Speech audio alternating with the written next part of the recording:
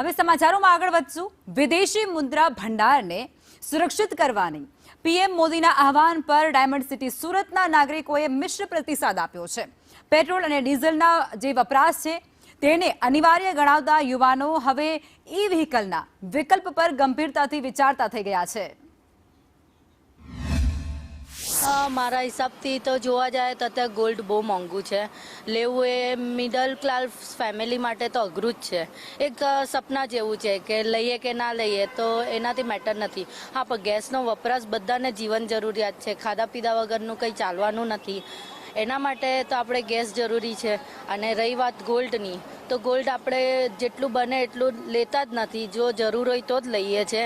પણ જે લોકો ઇન્વેસ્ટમેન્ટ માટે લે છે, રોકાણ માટે લે છે, એમને એવી અપીલ છે કે 1 વર્ષ ના લો તો થોડું મોદી જે કરવા માંગે છે એ થઈ શકે પોસિબલ। આમાં કેવું છે, એકના સહયોગથી નથી થવાનું। સોનું ન ખરીદવું એવું જો વડાપ્રધાન કહેતા હોય તો એ વાત તો ગળે ઉતરવા જેવી નથી।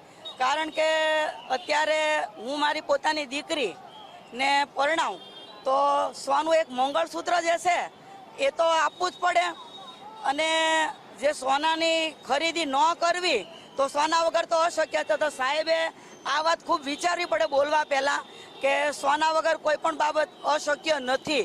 અને એ તો ભાઈ પ્રધાનમંત્રી છે, બેઠા છે, એને તો કોઈ ફરક નથી પડવાનો, પણ સામાન્ય જનતાને શું વિચારવાનું?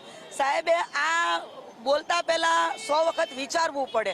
મોદી સાહેબે જે કીધું છે એ એમને સેલ્યુટ છે, પણ જોવા જાય તો આપણે શું છે કે ભાઈ જે કંઈ આપણે આ બધું પેટ્રોલ ને બધું એસેન્શિયલ સર્વિસમાં આવે, બરાબર?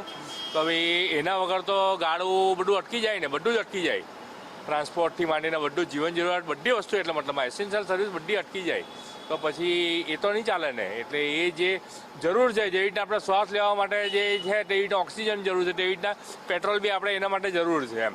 હવે નરેન્દ્ર મોદી સાહેબે કહી તો દીધું છે કે પેટ્રોલ ડીઝલનો વપરાશ ઓછો કરો, પણ એના વગર કામ કઈ રીતે ચલાવવું?